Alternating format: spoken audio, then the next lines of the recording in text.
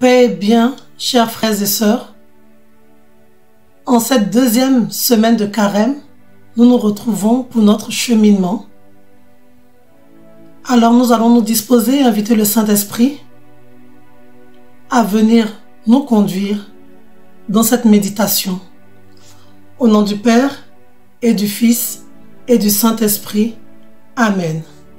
Seigneur Saint-Esprit, merci Esprit de vérité, Esprit de force, Esprit de puissance. Merci de venir nous conduire dans ce temps de partage, dans ce temps de méditation de la parole. Que ce moment que nous allons partager soit le début, soit l'ébauche de notre méditation personnelle. Conduis-nous, Saint-Esprit. Aide-nous à faire la lumière en nous. Aide-nous à faire la lumière dans nos relations, dans notre rapport à Dieu et dans notre rapport aux autres. Amen. Bien-aimés, le verset qui nous est proposé aujourd'hui en méditation est tiré de la première lecture de ce jour, Genèse chapitre 37, verset 19. Et je veux avec vous reprendre ne serait-ce que la première partie de cette lecture jusqu'au verset qui nous intéresse. Et je lis: Israël, c'est-à-dire Jacob, aimait Joseph plus que tous ses autres enfants parce qu'il était le fils de sa vieillesse et il lui fit faire une tunique de grand prix. En voyant qu'il leur préférait Joseph, ses autres fils se mirent à détester celui-ci et ils ne pouvaient plus lui parler sans hostilité. Les frères de Joseph étaient allés à Sichem faire paître le troupeau de leur père. Israël dit à Joseph: « Tes frères ne gardent-ils pas le troupeau à Sichem? Va donc les trouver de ma part. » Joseph les trouva à Dothan. Ceux-ci l'aperçurent de loin et avant qu'il arrive près d'eux, ils complotèrent de le faire mourir. Ils se dirent l'un à l'autre: « Voici l'expert en songe qui arrive. C'est le moment, allons-y, tuons-le.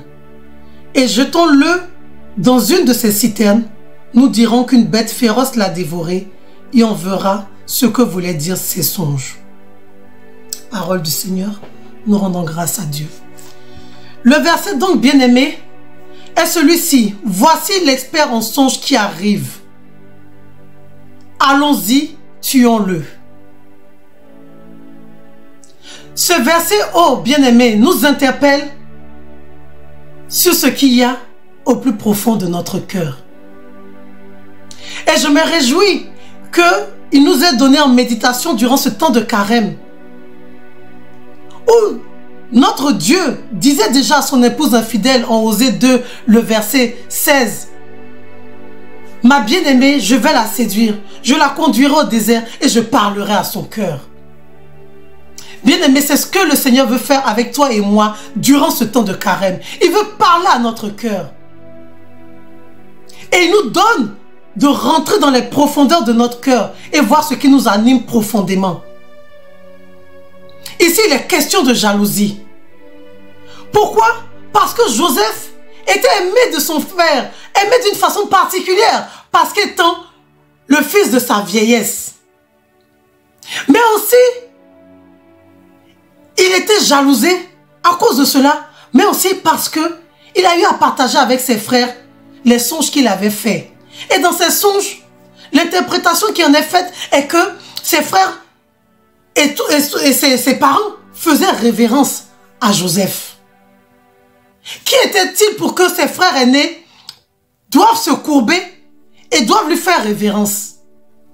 Ses aînés n'ont pas apprécié cela. Et cela a continué à alimenter leur haine, leur jalousie. Bien-aimés, dans ce court passage que j'ai lu, il est facile de repérer les symptômes de la jalousie, les murmures, la haine, l'esprit de comparaison,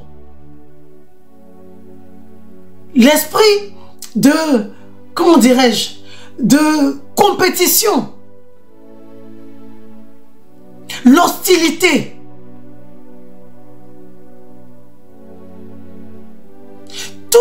ces symptômes, tout ce que je viens d'énumérer, sont en partie les symptômes de la jalousie, qui est une réelle maladie de l'âme. Oui, bien souvent, nos relations sont gangrénées par la jalousie. Parce qu'un autre est complimenté, parce qu'un autre est félicité, parce qu'un autre est apprécié. Et tout cela, nous entretenons cela dans notre cœur, au lieu de nous réjouir pour l'autre et avec l'autre. Bien-aimés, la colère, l'agressivité découlent de tout cela. La haine, jusqu'à la mort. Vous me direz que peut-être que vous n'avez pas tué physiquement, mais quelque part, un jaloux a la capacité et va même à tuer, j'ai envie de dire, une personne dans sa réputation. Juste pour la détruire, juste pour jeter du discrédit sur cette personne. Peut-être que vous avez vécu ou que j'ai vécu une situation semblable au sein de ma famille, ou dans mon environnement professionnel, dans nos environnements de famille, ou en communauté, ou en paroisse. Bien-aimés, ce temps nous est donné pour revenir au pied du Maître et nous interroger sur comment nous grandissons en communauté, comment nous grandissons avec nos frères et sœurs. Quel est l'état de notre relation? Quel est l'état de notre cœur? Le premier jaloux, la figure du jaloux, c'est le diable. Celui-là qui a envié le statut des enfants de Dieu que nous sommes. C'est mortel. Qui a envié les mortels que nous sommes. Son orgueil n'a pas supporté que Dieu nous aime à ce point. Amen. Si nous ne voulons pas marcher dans les pas du diable, si nous ne voulons pas être ses suppôts, nous avons à revenir à Dieu. À revenir à Dieu. Parce que même lorsque nous essayons de cacher nos sentiments, même lorsque nous essayons de cacher nos pensées, la Bible nous dit en Luc le chapitre 6 que c'est de l'abondance du cœur que la bouche parle. Et tôt ou tard, nos paroles finiront par nous trahir. Et de ce fait, nos actes nous trahiront.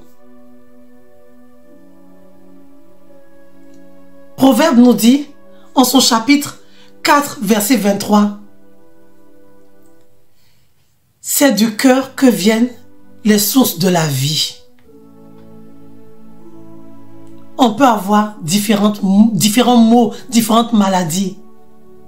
Bien souvent, je dis bien souvent, pas toujours, bien souvent, c'est causé par ce que nous portons en notre cœur. C'est causé par tous les ressentiments que nous avons. Tous les murmures que nous portons. Revenons à Christ. C'est une invitation, ce texte est une invitation à revenir au plus profond de notre cœur, à demander au Saint-Esprit de nous aider à faire la lumière dans notre cœur, de nous aider à faire la lumière dans nos relations. Nous n'arrivons pas au point où les frères de Joseph avaient ce désir de tuer.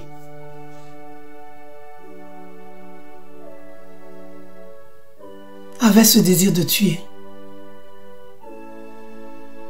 Que la jalousie soit ôtée du milieu de nos relations, c'est une vraie gangrène. Souvenons-nous qu'une personne est morte pour nous, Jésus-Christ de Nazareth. Pourquoi? Par amour pour nous. Personne n'est écartés de l'amour de Dieu. Dieu ne fait exception de personne. Alors qu'en ce temps de carême, nous puissions lui demander de venir nous guérir de la jalousie, de venir nous guérir de nos ressentiments, de nos frustrations. Amen. Je crois en l'Esprit Saint qui est Seigneur et qui donne la vie. Il procède du Père et du Fils. Avec le Père et le Fils, il reçoit même adoration et même gloire. Il a parlé par les prophètes. Puisse le Saint-Esprit nous aider à vivre un carême en toute intimité avec le Christ, dans un cœur à cœur, et qu'au matin de la résurrection, nous puissions chanter victoire. Victoire sur tout ce qui nous gangrène, victoire sur le péché, victoire sur ces maladies de l'âme, cette maladie de l'âme qu'est la jalousie. Amen. Au nom du Père et du Fils et du Saint-Esprit. Amen. Paix et bien chez vous et rendez-vous la semaine prochaine pour un autre verset en méditation. Amen.